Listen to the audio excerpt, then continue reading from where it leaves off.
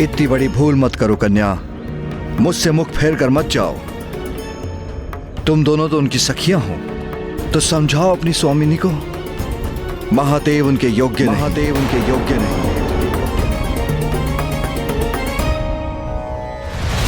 प्रतीत होता है ऐसे शांत नहीं होंगे अब आप। आपका उचित उपचार करेंगे हम। ये अचानक मेरे मन में बेचैनी कैसी?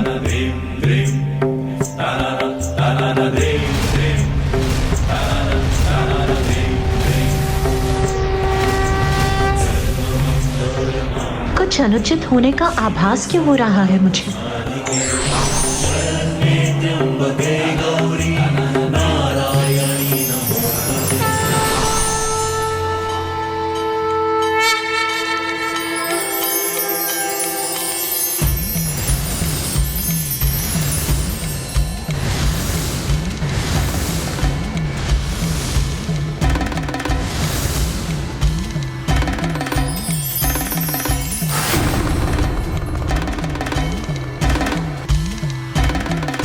प्रभु, चंद्र भी पूर्ण हो गया उनके माथे की शोभा। त्रिलोचन त्रिकाल की जग में लागे अलौकिक ये आभा।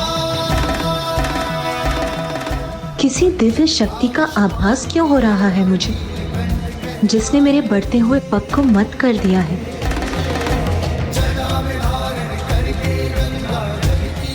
पार्वती, पार्वती।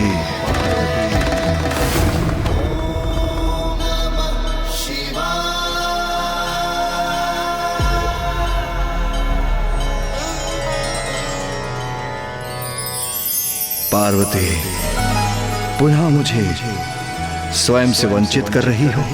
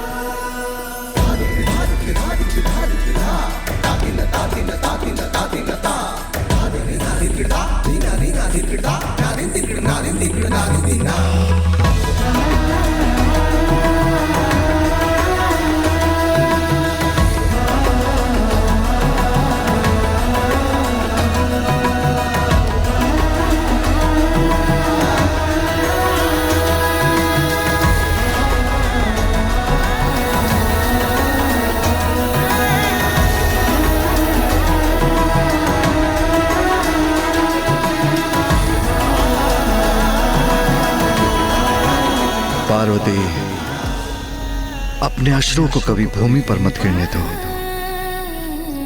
ये शुभ नहीं। बहुत कष्ट दिए हैं ना तुम्हें, बहुत कठोर परीक्षा ली है ना तुम्हारी।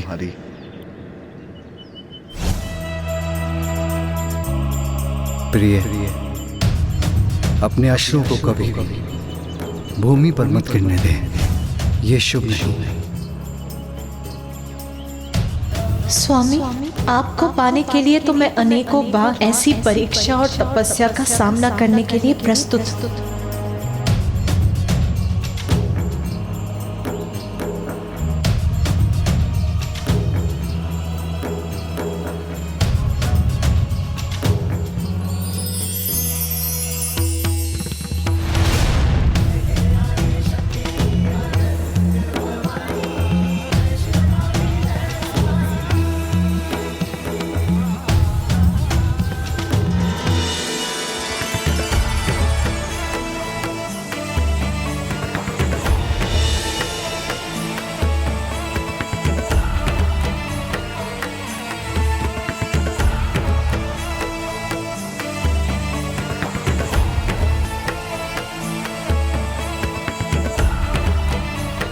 पार्वती, मैंने तो तुम्हें खो दिया था, किंतु आज तुमने मुझे पुनः पा लिया। और ये परीक्षा तो उस परीक्षा के समक्ष नगण्य है, जिसका कष्ट तुम 3 सहस्त्र वर्षों से सहन कर रही हो। जब इतने वर्षों में मैं एक पल के लिए भी तुम्हारे हृदय से दूर नहीं हुआ, तो ऐसा होना कहां संभव था? तुम्हें तो इस परीक्षा में सफल होना ही था प्रिय। पार्वती, मैं तुम्हारे तप से प्रसन्न हुआ और ये कठोर तपस्या तुमने मुझे पाने के लिए की, तो मैं प्रस्तुत हूं।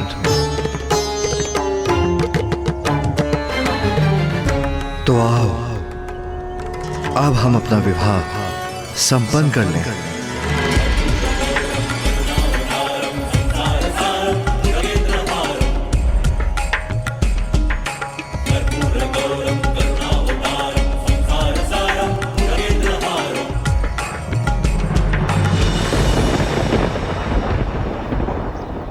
नहीं नहीं नहीं,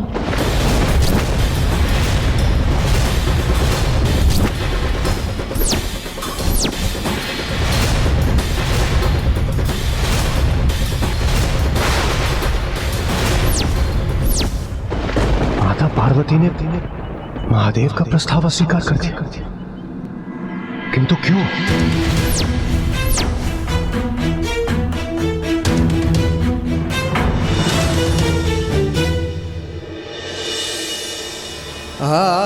पार्वती, मेरे विवाह बंधन में बंधकर मेरा सानिध्य पाने के लिए तुमने 3 सहस्त्र वर्ष मेरी तपस्या की, और अब जब मैं तुमसे विवाह करने का आग्रह कर रहा हूं, तो तुम उस आग्रह को अस्वीकार कर रही हो? हाँ प्रभु, क्योंकि उसके लिए आपको मेरे माता पिता से अनुमति प्राप्त करनी होगी।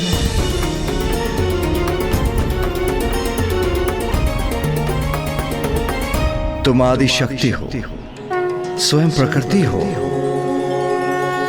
मैं निर्गुण हूं, निराकार हूं। अपने भक्तों की भलाई के लिए हम आकार धारण करते हैं, जिससे शक्ति और शिव का संयोग बना रहे। तो फिर इस दिव्य घटना हेतु मुझे किसी की अनुमति की भला क्या आवश्यकता? प्रभु, सत्य है, आप परब्रह्म परमेश्वर हैं और मैं स्वयं प्रकृति हूँ, किंतु इस जन्म में मैं शैलपुत्री हूँ। इसीलिए अभी भी अपने माता पिता के बंधन से बंधी हूँ। मैं ब्रह्मचारिणी हूँ, अर्थात विवाह के पूर्व मैं अपने पिता की पुत्री हूँ। इसीलिए अपने माता पिता के सम्मान का ध्यान रखना मेरा धर्म है। प्रभु, आपके मेरे मांग में सिंदूर भरने और मेरे कंठ में मंगलसूत्र पहनाने के उपरांत ही मैं आपकी अर्धांगिनी बनूंगी। इसलिए विवाह हेतु मेरे पिता से मेरा हाथ मांगना आपके लिए अनिवार्य है। उनकी अनुमति के बिना मैं आपसे विवाह करने में असमर्थ हूँ।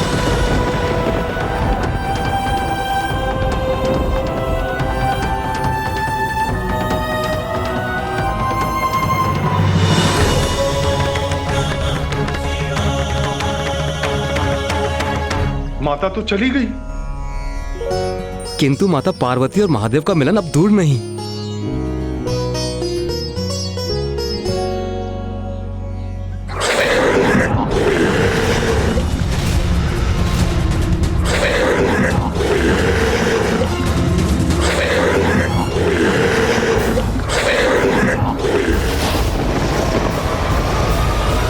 कौन हो तुम?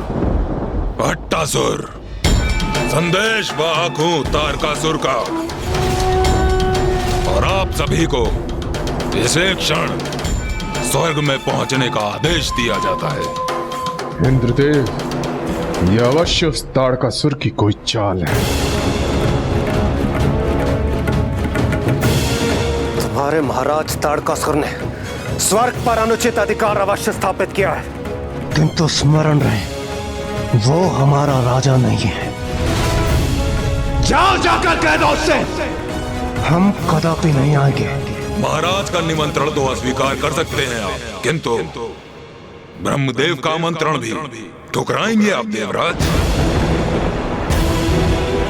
ब्रह्मदेव स्वर्ग में महाराज तारकासुर का मार्गदर्शन कर रहे हैं, और उनका आदेश है कि आप सभी देवता इसे क्षण स्वर्ग में प्रस्तुत हों। ये मेरा महाराज तारकासुर का निर्णय है कि तुम देवताओं को पुनः स्वर्ग में निवास करने की अनुमति देता हूं।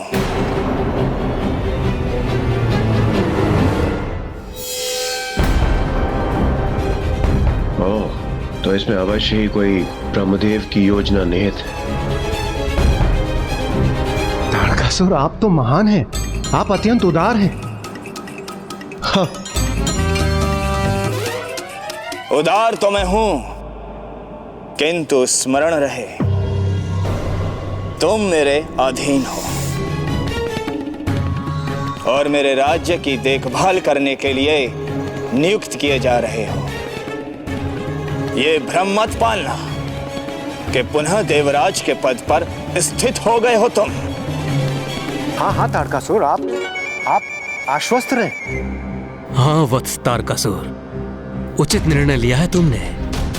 यहाँ का दायित्व देवताओं को सौंपकर इन तुच्छ कार्यों के लिए तुम्हें अपनी ऊर्जा व्यर्थ करने की आवश्यकता नहीं है।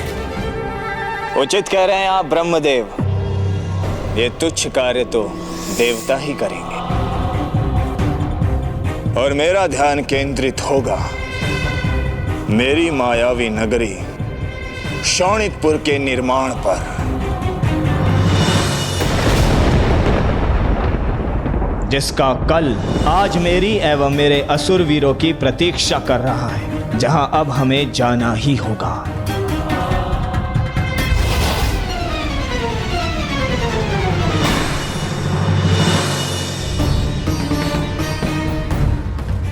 ब्रह्मदेव, आपको कोटि कोटि धन्यवाद। आपकी कृपा के कारण हम सभी देवताओं को एक बार पुनः स्वर्ग को अपना निवास स्थान बनाने का अवसर प्राप्त हुआ। देवराज, ये संकट अभी टला नहीं है। ये तो अस्थायी समाधान है।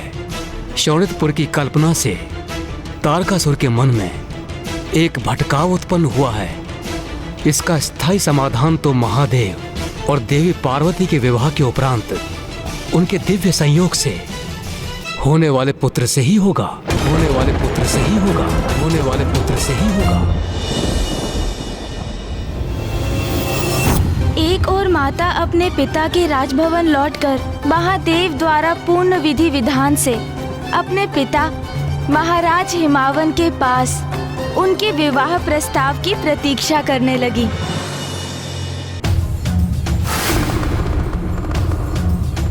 और दूसरी ओर वहां कैलाश में समस्त देवता बड़े ही सहज भाव से महादेव के पास ये विनम्र निवेदन लेकर पहुंचे कि वो महाराज हिमावन के पास माता पार्वती से अपने विवाह का प्रस्ताव भेजे। महादेव, कृपा कर और विलंब मत कीजिए। हाँ महादेव, देवी पार्वती अपने पिता के वहाँ लौटकर प्रतिदिन प्रतिपल इसी प्रतीक्षा में होंगी कि आप कब उन्हें वहाँ लेने के लिए पहुँचेंगे। आप महादेव हैं, आप तो सभी विधि विधान से ऊपर हैं, किंतु देवी पार्वती को तो उनका पालन करना होगा। आपके विवाह के पूर्व उन्हें कुछ नियम निभाने होंगे। आपको विवाह हेतु उनके माता पिता से देवी पार्वती का हाथ मांगना ही होगा। शिव और शक्ति के संयोग में अब विलंब नहीं होना चाहिए, किंतु मैं स्वयं जाऊं, उनके पिता से उनका हाथ मांगू? कदापि नहीं महादेव। देवी पार्वती का प्रस्ताव लेकर मैं और नारायण आपके पास आए थे। इसी तरह आपकी ओर से भी किसी को प्रस्ताव लेकर उनके माता पिता के समक्ष प्रस्तुत होना होगा। माता लक्ष्मी के सुझाव अनुसार महादेव की ओर से उनके विवाह का प्रस्ताव लेकर सप्त ऋषि, ऋषि वशिष्ठ और उनकी पत्नी देवी अरुंधति वहां पहुंच गए। शैलराज, हम आपकी कन्या देवी पार्वती के लिए एक अत्यंत शुभ प्रस्ताव लेकर उपस्थित हुए हैं।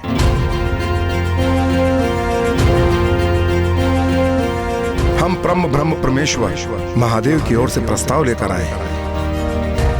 आप अपनी कन्या देवी पार्वती का हाथ उनके हाथ में देकर उनके पानी ग्रहण की अनुमति दीजिए महाराज।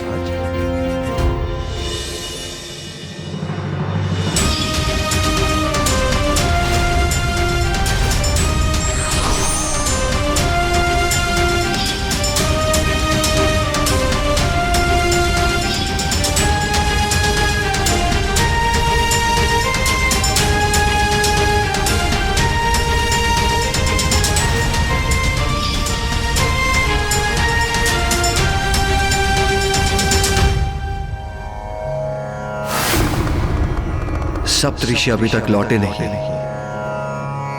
उन्हें आने में इतना विलंब क्यों हो रहा है? नारायण, मेरे विवाह का प्रस्ताव आपको लेकर जाना चाहिए था, क्योंकि आपके शब्दों का सम्मोहन सभी को अपने वश में कर लेता है। आप पार्वती के माता पिता से मिलते तो सहज ही विवाह का प्रस्ताव मान लेते। क्षमा कीजिएगा महादेव, देवी पार्वती मेरी बहन है। उनके विवाह का प्रस्ताव लेकर आपके पास आना मेरा कर्तव्य था, किंतु आपके विवाह का प्रस्ताव लेकर उनके पास जाना मेरे लिए उचित नहीं होगा, क्योंकि मैं तो वधू पक्ष से हूं ना। किंतु आप चिंता क्यों कर रहे हैं महादेव?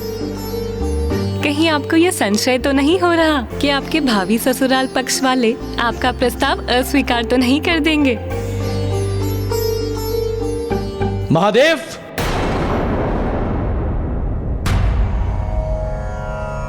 प्रभु, सप्तऋषि और माता अरुंधति लौट आए हैं।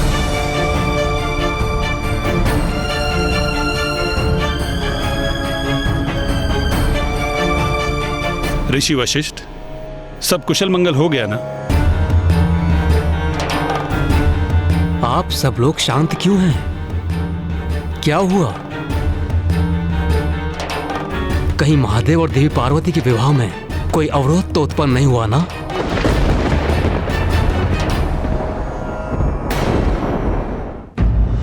महाराज हिमावन तो ये प्रस्ताव सुनकर अत्यंत प्रसन्न थे, किंतु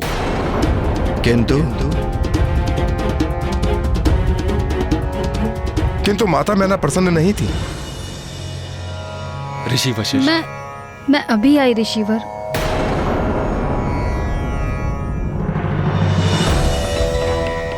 देवी मैना,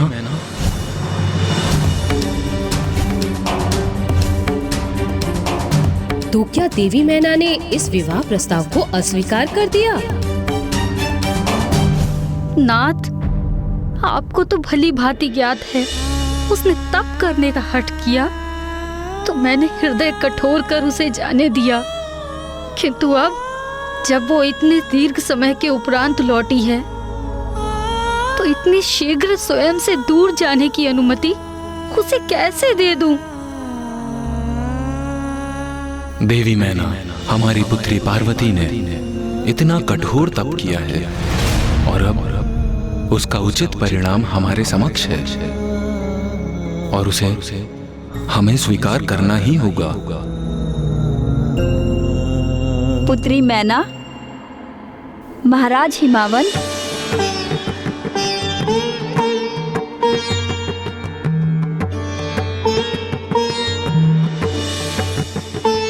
माता, मैं देवी मैना को हमें ज्ञात है अपनी पुत्री के विवाह के विचार से आप दोनों भावुक हैं, किंतु पुत्री मैना, ये तो एक नारी के जीवन का आवश्यक चरण है। जैसे तुम भी अपने पिता की पुत्री हो, फिर तुम्हारा विवाह हुआ और तुम महाराज हिमावन की पत्नी बनी। अपने माता पिता का साथ त्याग कर आप महाराज हिमावन के साथ यहाँ हिमालय पर्वत में अपनी गृहस्थी संभाली। ये तो एक ना एक दिन होना ही है ना? हाँ देवी मैना, माता उचित कह रही हैं और हमें यह भी नहीं भूलना चाहिए कि तुमने हमारी पुत्री पार्वती को एक विशेष प्रयोजन हेतु जन्म दिया है और उसकी नियति उसकी प्रतीक्षा कर रही है।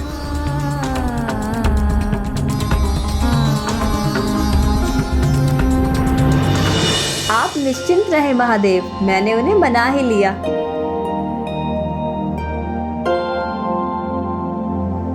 मैंने कहा था ना, मेरी पुत्रवधू अरुंधति का जाना लाभप्रद हुआ। उसने स्थिति को संभाल लिया। तो महादेव, फिर प्रतीक्षा किस बात की? अब तो आप बारात ले जाने के लिए तैयारी कीजिए। महादेव, अब विलंब अनुचित है। महाराज हिमावन और माता मैना कन्यादान करने के लिए आतुर हैं। मेरे प्रभु का विवाह होने वाला है। हर हर महादेव।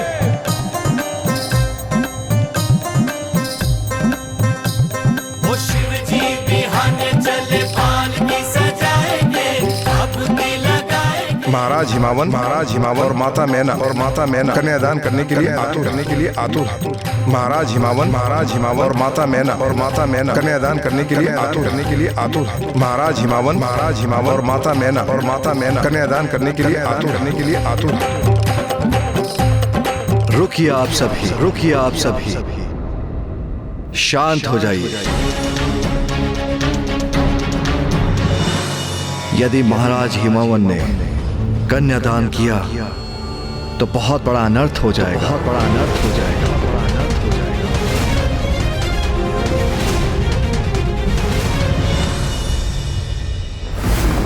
मेरे प्रभु का विवाह होने वाला है। हर हर महादेव। रुकिए आप सभी, शांत हो जाइए। क्या हुआ महादेव? ऋषि वशिष्ठ, क्या महाराज हिमावन कन्यादान करेंगे? महादेव, प्रथा तो यही है कि कन्या के विवाह में कन्या का कन्यादान उसके पिता ही करते हैं, और उनका तो सौभाग्य है कि वो स्वयं महादेव को कन्यादान करेंगे और उसके उपरांत उनको मोक्ष प्राप्त होगा।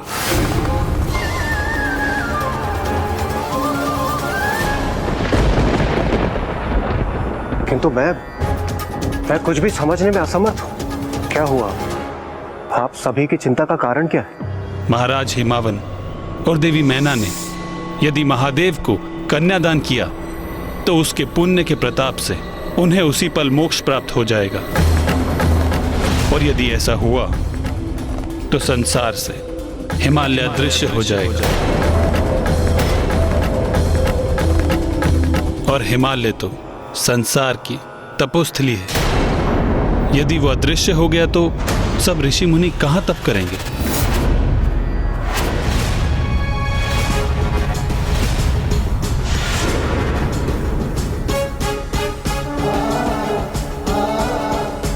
यदि महाराज हिमावन ने कन्यादान किया तो बहुत बड़ा अनर्थ हो जाएगा।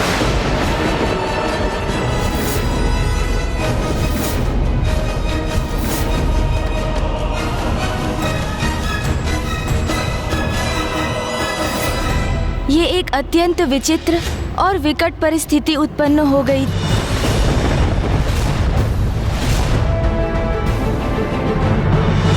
माता पार्वती पूर्ण विधि विधान से अपने विवाह के लिए प्रतिबद्ध थीं, किंतु कन्यादान के बिना उनका विवाह कहाँ संभव था।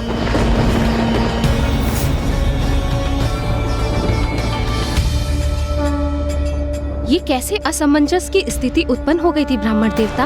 अब तो सब कुशल होना चाहिए था ना? इतनी कठोर तपस्या की थी माता ने। जब उसका सुफल प्राप्त करने का समय आया तो उनके मनोरथ में एक और विघ्न आ गया। तो क्या इस उलझन को सुलझाने का कोई उपाय नहीं था?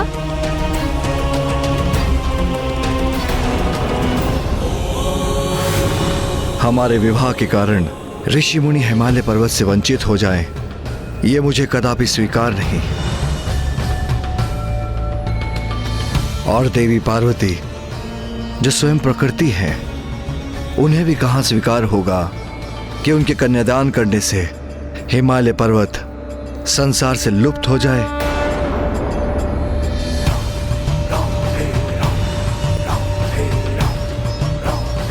महादेव, कन्यादान विवाह की विधि का मुख्य भाग है, जो कन्या के लिए अपने पिता का आशीर्वाद तो है ही, किंतु उसके अपने जीवन में एक महत्वपूर्ण परिवर्तन का सूचक भी, क्योंकि कन्यादान से कन्या पुत्री की भूमिका के साथ अर्धांगिनी की भूमिका को भी अपनाती है।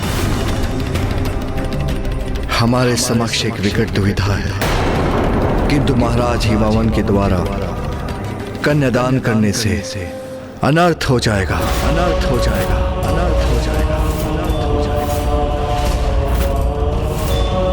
जिसकी अनुमति मैं कदापि नहीं दूंगा।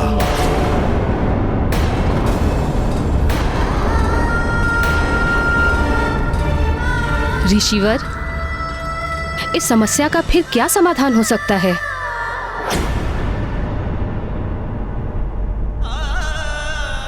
दृढ़ निश्चय हो तो सभी बाधाएं स्वतः मिट जाती हैं।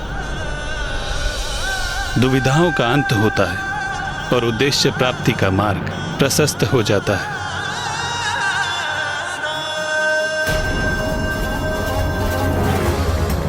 महादेव और देवी पार्वती का विवाह अवश्य होगा।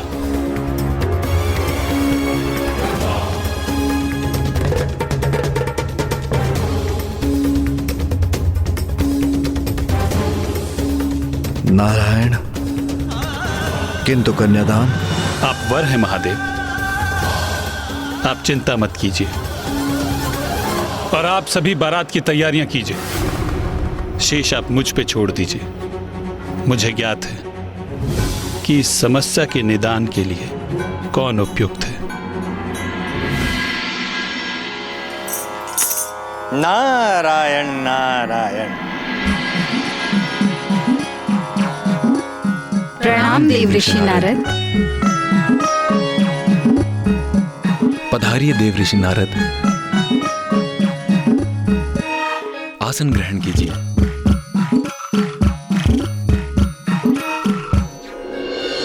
ग्रहण करने आसन नहीं हुआ है मेरा आगमन।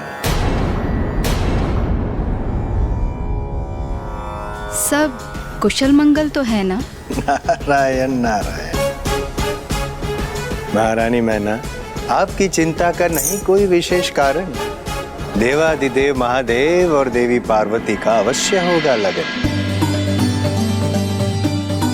महारानी मैना, अभी अभी मैं कैलाश से ही आ रहा हूं और वहां भी अत्यंत उत्साह है। सभी मैं और सभी उत्साहित होकर बारात की तैयारी कर रहे हैं बड़े उमंग से।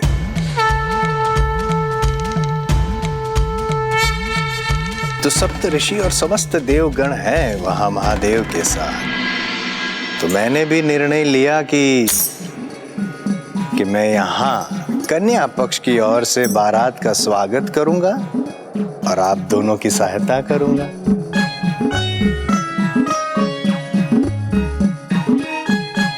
आपके इस शुभ विचार से हम कृतार्थ हुए देव ऋषि नारद। इस शुभ अवसर पर आप हमारे साथ हैं, ये हमारा परम सौभाग्य है। नारायण नारायण। माता मैना, देवी पार्वती तैयार हो चुकी है। चलिए देवर्षि नारद, मेरे साथ चलकर पुत्री पार्वती को आशीष देने की कृपा करें। अवश्य। आइए आइए।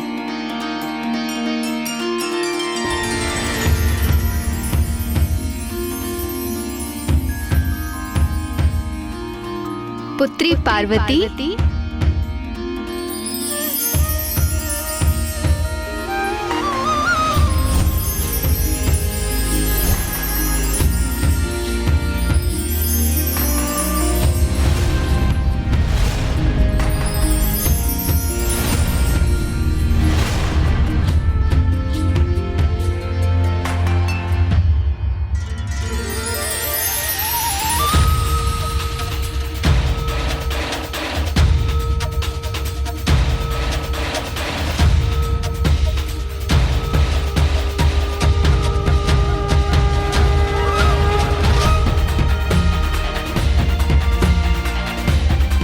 सुंदर, अति सुंदर, अद्भुत। पुत्री पार्वती, कितनी सुंदर लग रही हो तुम।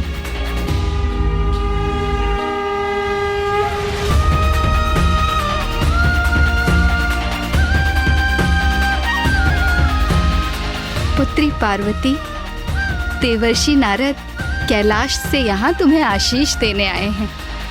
कैलाश से?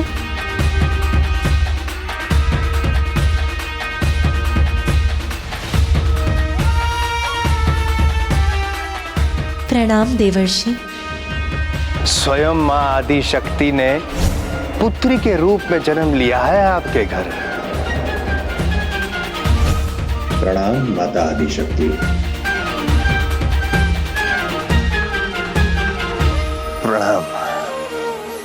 आपका कल्याण हो देवी पार्वती। नारायण नारायण, भूल गया। आपके लिए एक विशेष भेंट लाया हूं मैं कैलाश से। भेंट कैलाश से?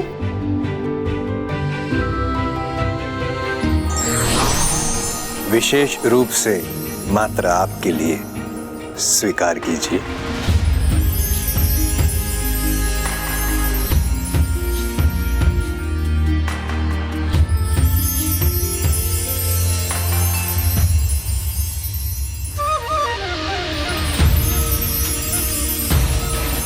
कितना सुंदर प्रतीक भेजा है मेरे जमाता ने पुत्री पार्वती के लिए। अपनी पुत्री के प्रति इतने अपार स्नेह का प्रतीक देखकर मेरा हृदय गदगद हो रहा है।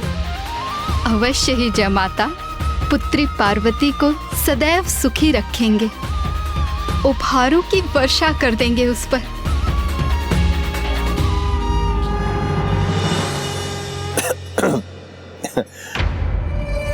महारानी मैना, ये विशेष उपहार आपके होने वाले जामाता महादेव ने नहीं, माँ लक्ष्मी और नारायण ने भेजा है। मेरी पुत्री ने इतने कष्ट सहे हैं उन्हें पाने के लिए, तो क्या ये उचित नहीं होता कि महादेव उसके लिए ये उपहार भेजते? किसी भी माँ के लिए अपने संतान के सुख की कामना स्वाभाविक है, किंतु मांगलिक कार्यों में धैर्य आवश्यक है।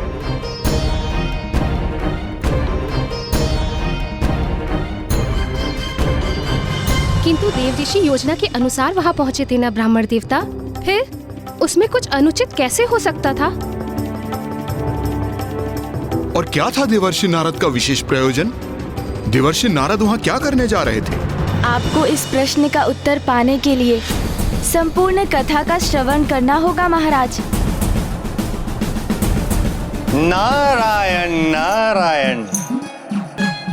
एक नववधू के रूप में माता पार्वती की आभा अनुपम, अति सुंदर। महारानी मैना, मैं सोच रहा हूं जब महादेव और माता पार्वती दोनों एक साथ मंडप में होंगे तो आहा, नारायण नारायण, कितना दिव्य मनोहरी दृश्य होगा वो। देवऋषि नारद, आपका क्या अनुमान है? क्या महादेव और पुत्री पार्वती की जोड़ी सुंदर होगी? अवश्य, निसंदेह। किंतु महारानी मैना, आप क्यों कर रही है मुझसे ये प्रश्न? क्या महादेव के आपको नहीं हुए हैं दर्शन? नहीं देवऋषि, किंतु आपको तो उनके शुभ दर्शन प्राप्त करने का असीम सुख प्राप्त है। कैसा रूप है उनका, कैसा व्यक्तित्व है, कैसे दिखाई देते हैं वो? कैसे दिखाई देते हैं वो?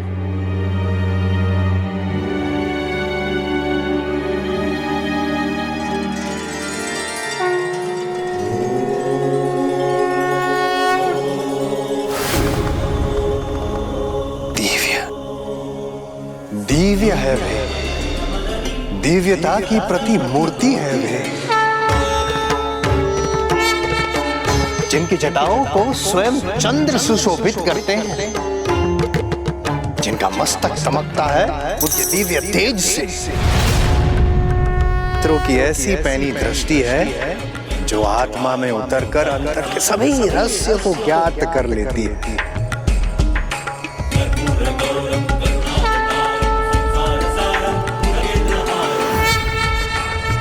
शब्दों से परे है, शब्दों से परे हैं जिनके रूप का वर्णन ऐसे दिव्य सुंदरता के स्वामी हैं महादेव। महादेव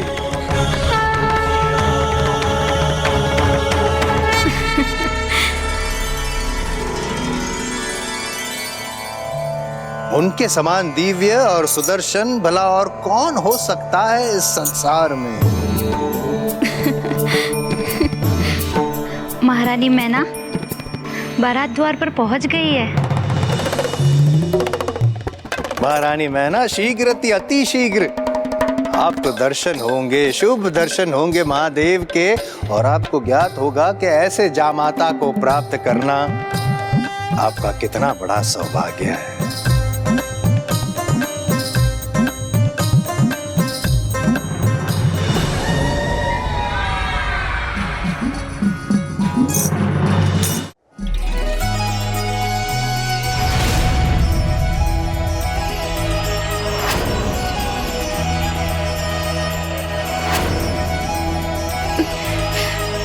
सखी पार्वती, बारात आ गई है। पल पल बढ़ता पगी उमा का, शिव से करने चली मिला, अनुपम ये संयोग अनोखा, होगा अब ये पुनर्मिला, व्याकुल ये हृदय और नैना, पार्वती शिव मिलेंगे आज। कितनी सुंदर और भव्य बारात है। इस बारात के दर्शन यहीं से कर लेते हैं।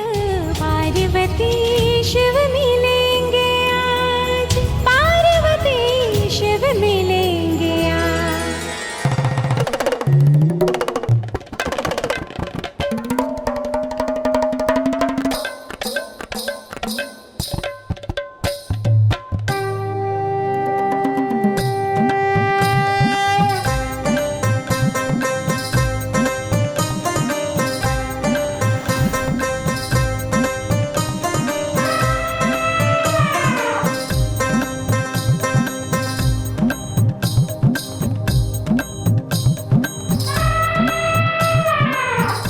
देवी मैना, आपके होने वाले जामात को ढूंढ रहे हैं आपके नेत्र, है ना?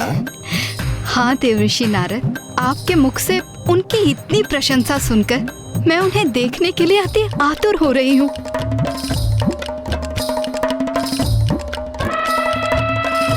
बताइए ना देवऋषि, इस समूह में कहाँ हैं वे? बताइए ना देवऋषि। मेरे मुख से इतनी प्रशंसा सुनी है आपने आपके होने वाले जामाता की, तत्पश्चात भी आप मुझे पूछ रही हैं? जरा उधर देखिए, खुद ढूंढिए, पहचानिए। अवश्य देवऋषि।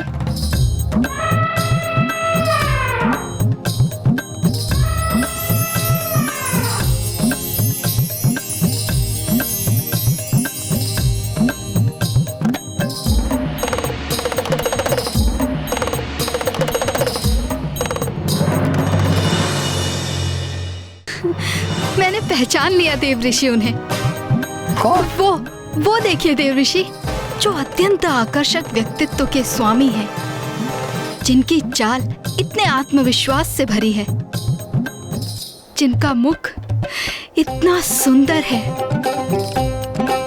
अवश्य वही महादेव होंगे, है ना?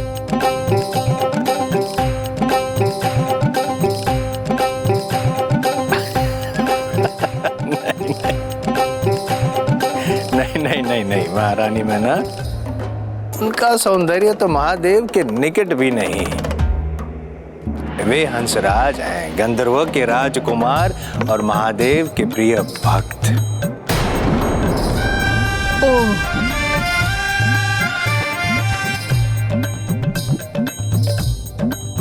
जिनके भक्त इतने सुंदर हों, वे स्वयं कितने दिव्य और मनोहर होंगे।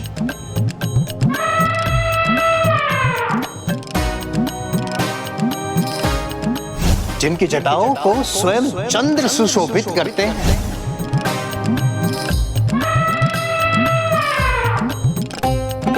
अच्छा, तो ये जो अब मेरी दृष्टि में है, जिनका राजमुकुट चंद्रमा के समान उनके मस्तक पर दमक रहा है, अवश्य यही महादेव होंगे।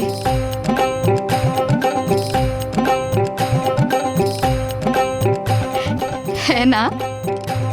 नहीं, जिनका मुखमंडल उनके शीतल प्रकाश से दमक रहा है, वो महादेव नहीं है, स्वयं चंद्रदेव है।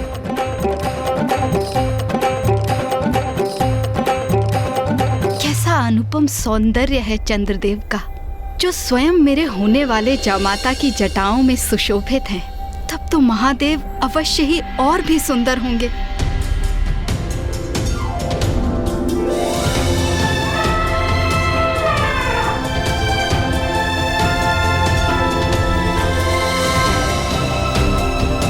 जिनका मस्तक दमकता है उस दिव्य तेज से।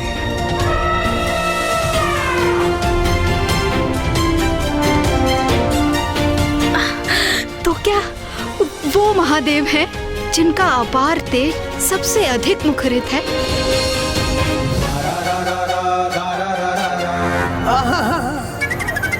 जिनके तेज से समस्त संसार को ऊर्जा प्राप्त होती है, वो महादेव नहीं है,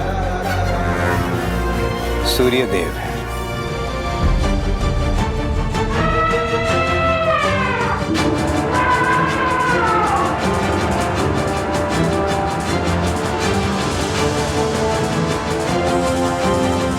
अच्छा, तो अवश्य यही जिनके व्यक्तित्व से ऐसा अनूठा आत्मविश्वास झलक रहा हो, अवश्य यही महादेव हो सकते हैं।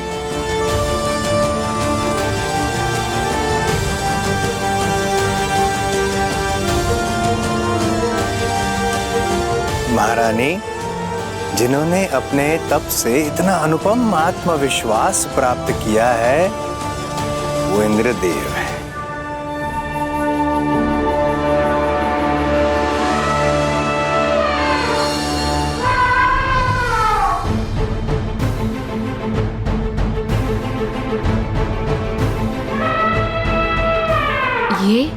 ये मैं क्या देख रही हूँ?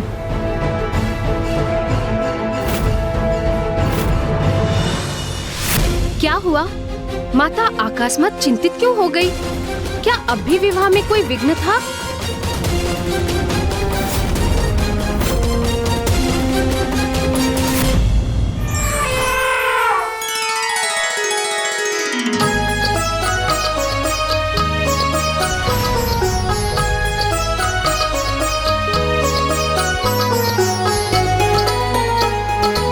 इतने दिग्गज देवताओं, तेजस्वी गंधर्वों के दर्शन करने का सौभाग्य प्राप्त हो रहा है मुझे, और इन सभी से भी उच्च स्थान पर स्थित देवों के देव हैं मेरी प्रिय पुत्री के भावी स्वामी महादेव।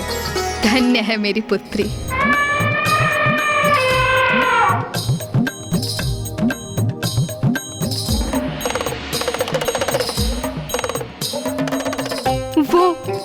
वो तो ब्रह्मदेव और माँ सरस्वती हैं।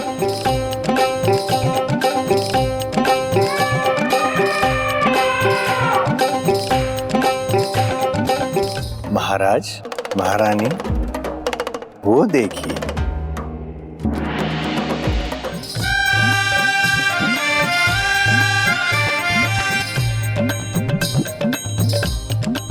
क्या वो है महादेव? वो है मेरे जमाता, हमारी पुत्री के भावी पति, हमारे जमाता। नारायण नारायण, ना ना ना ना ना, विष्णुदेव हैं। संसार के पालनहार श्री हरि नारायण स्वयं उपस्थित हो रहे हैं इस विवाह में।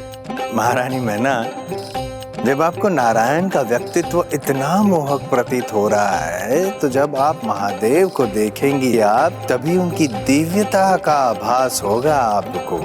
महादेव के अनुपम शोभा का वर्णन तो मेरे शब्दों के परे है।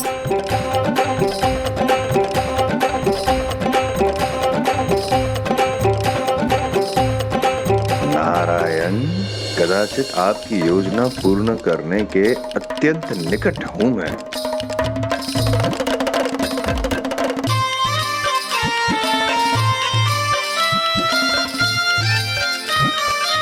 जिनके मित्र, सगे संबंधी इतने मनमोहक, आकर्षक और दिव्य व्यक्तित्व के हों, वे महादेव स्वयं कैसे दिखते होंगे, यही देखने के लिए मैं लालायित हो रही हूँ।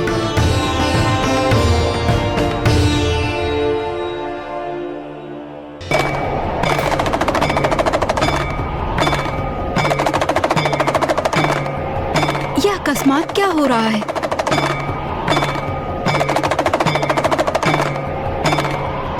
देव ऋषि नारद, ये महादेव के संग ये कौन है? अघोरी मलंग? गण भूत प्रेत आदि महादेव के प्रिय है।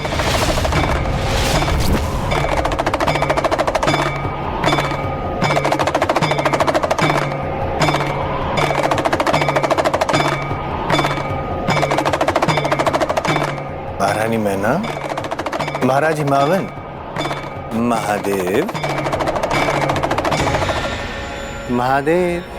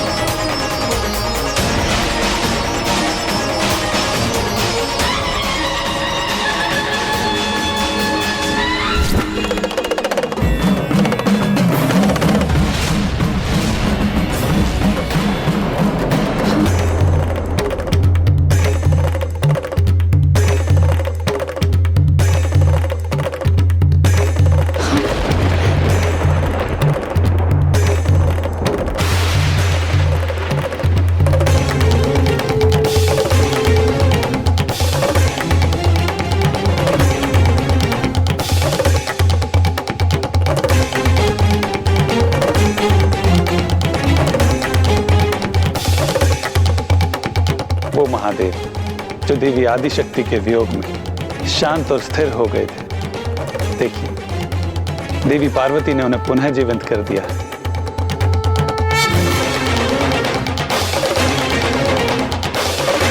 ये क्या? इस अघोरी से मेरी पुत्री का विवाह होगा?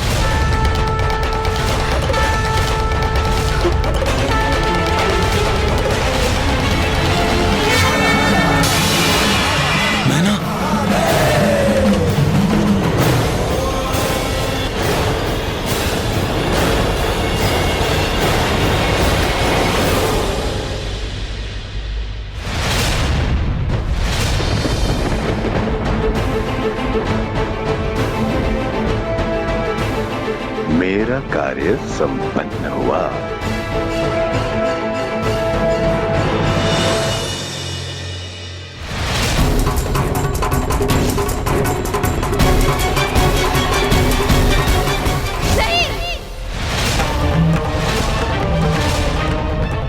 माँ,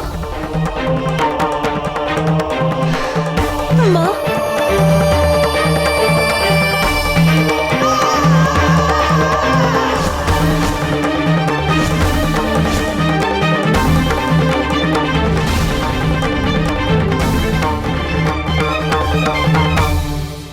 पार्वती, क्या ये हैं वो जिनके लिए तुमने 3 सहस्र वर्षों तक कठोर तपस्या की?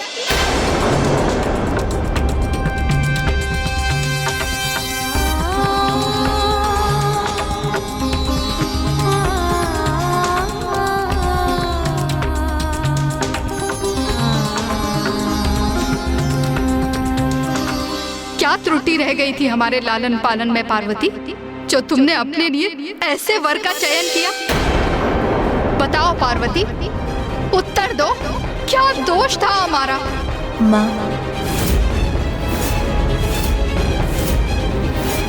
अब मैं तुम्हारे मुख से एक शब्द और नहीं सुनना चाहती।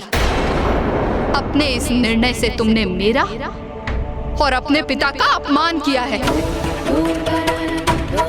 इतने सर्वश्रेष्ठ गंधर्वों एवं देवताओं के होते हुए तुमने उनकी अर्धांगिनी बनने का विचार क्यों किया? माँ, और तुम दोनों कैसी सखियां हो तुम दोनों? तुमने उनके दर्शन किए थे ना? तो क्या ऐसे पति की कामना करती हो तुम अपनी सखी के लिए? क्या तुम सबकी मति मारी गई है? नहीं माता, जब हमने उन्हें देखा था तब। बस बस बस।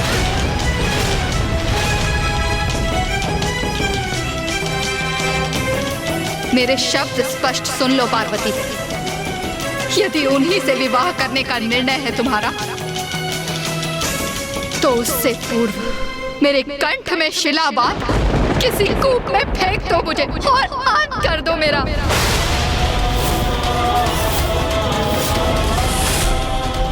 यदि विवाह मंडप में अब भी उन अघोरी के साथ बैठने की इच्छुक हो तुम, तो तुम्हें मेरी अर्थी पार करके जाना होगा पार्वती।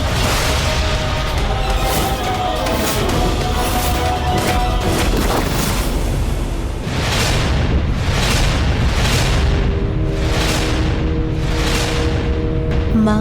नहीं पार्वती, अब एक शब्द और नहीं कहोगी तुम, क्योंकि तुम्हारा कोई भी शब्द मेरे द्रवित हृदय को सांत्वना नहीं दे सकता। पिताश्री, माँ को इतनी व्याकुल अवस्था में देखने असहनीय है मेरे लिए। अब आप ही उन्हें शांत कर सकते। व्याकुल तो मैं भी हूं पुत्री, इसीलिए निशब्द खड़ा हूं। हमारी प्यारी पुत्री पार्वती का विवाह एक अघोरी के साथ,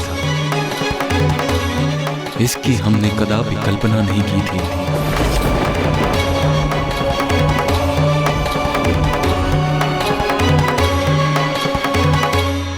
नारायण नारायण। प्रणाम। प्रणाम देवेश्वर।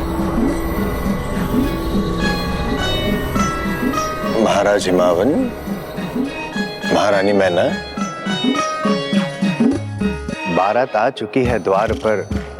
आपको करना है इनका स्वागत, किंतु आप दोनों तो स्थित है किसी विचलित अवस्था में, जैसे कोई अघटित घटना की आपको हुई हो आहट।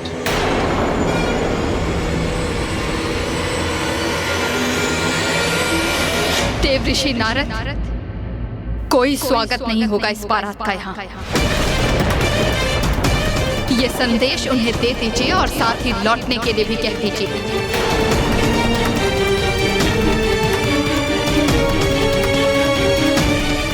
आज कोई विवाह नहीं होगा यहाँ। विवाह नहीं होगा? महारानी, आपके ये शब्द है अनुचित, कर रहे हैं मुझे विचलित। बारात का हो चुका है आगमन और यही नियति है। महादेव और देवी पार्वती एक दूसरे का करे वरण। नहीं, कदापि नहीं देव ऋषि। वो अघोरी मेरी पुत्री पार्वती के योग्य नहीं है।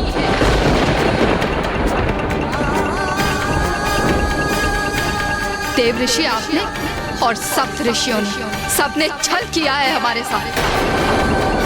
आप सभी को भली भांति ज्ञात था कि वो एक अघोरी हैं। फिर भी सप्त ऋषियों ने उनका प्रस्ताव लेकर यहाँ आने का दुस्साहस किया। और देव ऋषि आपने क्यों बढ़ावा दिया मेरी अपेक्षा को? क्यों भ्रमित किया मुझे? जबकि सत्य से तो आप भली भांति परिचित थे ना। आप मेरी बात तो सुनिए महाराज। नहीं देव ऋषि, अब मैं किसी के मुंह से कोई बात नहीं सुनूंगी। मुझे अपने हृदय और अपने नेत्रों के सिवाय किसी पर कोई विश्वास नहीं है और मेरा निर्णय स्थिर है। इस बारात को यहाँ से लौटना ही होगा।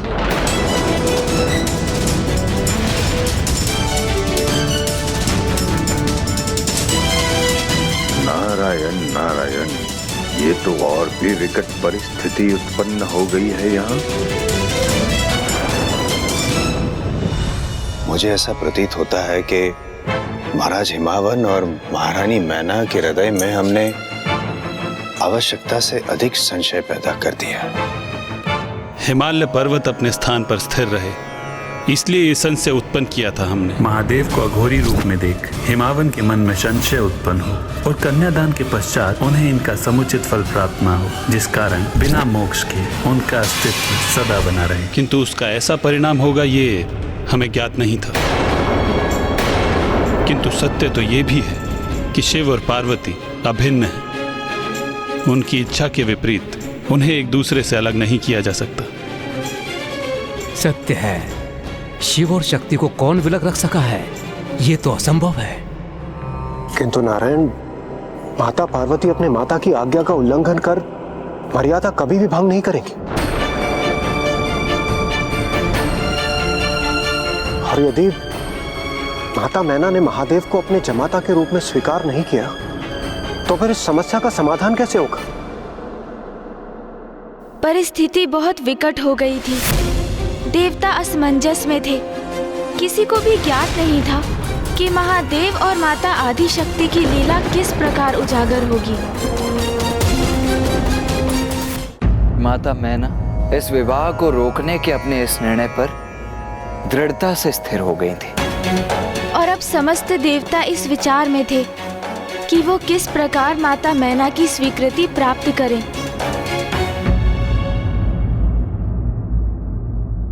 देवी मैना, समस्त देवता, ऋषि, मुनि सभी आपके द्वार पर पधारे।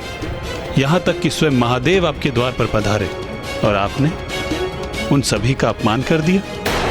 सर्वथा अनुचित किया आपने। महाराज हिमावन की अर्धांगिनी होते हुए यह आपको शोभा नहीं देता। क्षमा करें नारायण, किंतु शोभा तो ये आपको भी नहीं देता कि आप यहाँ आकर एक माँ को विवश करें ताकि वो अपनी पुत्री का हाथ एक अघोरी के हाथ में दे दे। देवी मैना, मैं आपसे धृष्टता नहीं करना चाहती ब्रह्मदेव, इसलिए आप मुझसे कुछ भी कहने की चेष्टा ना करें। देवी मैना सुनो तो। विवश तो मैं हूँ ये समझने में नाथ कि ये कैसा षड्यंत्र है मेरी पुत्री के विरुद्ध। आप सभी को यहाँ देखकर ऐसा प्रतीत होता है जैसे आप मेरी पुत्री पार्वती की आहुति देना चाहते हैं। देवी मैना, देवी मैना।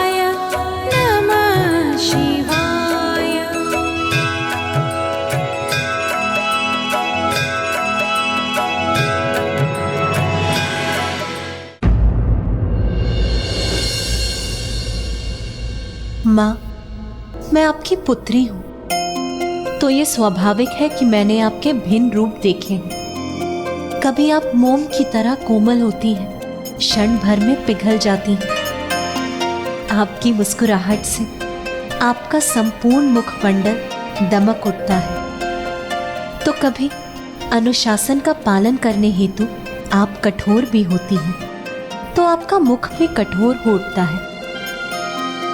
आप नारी के भिन्न रूपों को भी दर्शाती हैं माँ। आप मेरी माँ होने के साथ साथ पिताश्री की पत्नी और हिमालय पर्वत की महारानी का दायित्व भी संपूर्ण कुशलता से निभाती हैं माँ। ये सभी आपके भिन्न स्वरूप हैं जो आपके दायित्व निर्धारित करते हैं माँ।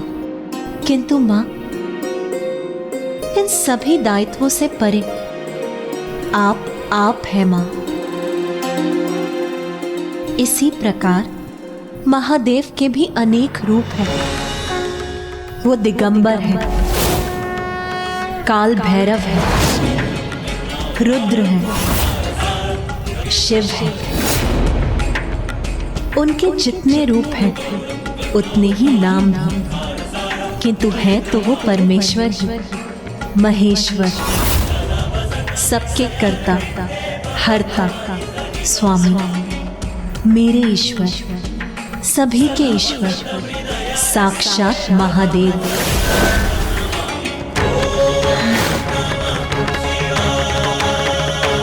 वो महादेव आपकी पुत्री के तप से प्रसन्न होकर हमारे द्वार पर उपस्थित है और समस्त देवी देवता मेरे और महादेव के विवाह के आनंद में आपके द्वार पर उत्सव मना रहे हैं। इससे बड़े सुख की बात भला और क्या हो सकती है माँ?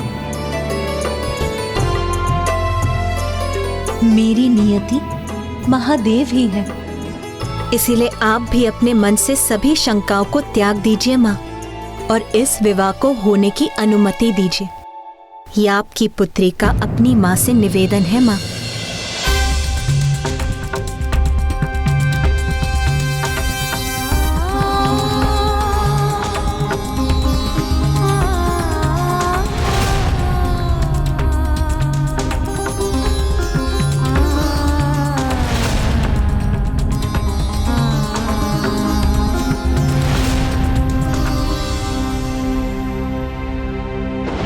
ये माँ भी अपनी पुत्री के हित को अनदेखा नहीं कर सकती। ये विवाह कदापि नहीं हो सकता।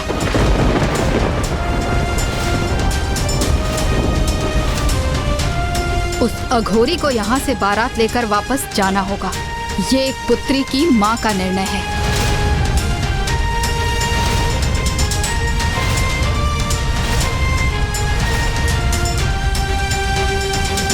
किंतु ब्राह्मण देवता, सब कुछ तो श्री हरि नारायण और नारद जी की योजना अनुसार ही हो रहा था। फिर भ्रांति कहाँ उत्पन्न हो गई? और महादेव को भी स्वयं के विवाह में अघोरी बनकर जाने की आवश्यकता ही क्या थी? योजना तो बस यही थी कि महादेव को अघोरी रूप में देख हिमावन जी शंका युक्त होकर माता का कन्यादान करें और उन्हें मोक्ष की प्राप्ति ना हो, जिससे कि वो सदा स्थित रहे। किंतु इन सब का परिणाम ये हुआ कि अब माता मैना ही पूर्ण रूप से इस विवाह के विरुद्ध हो गयी। तो फिर अब इस स्थिति में महादेव और माता पार्वती का विवाह किस प्रकार से संपन्न होने वाला था गुणेश जी?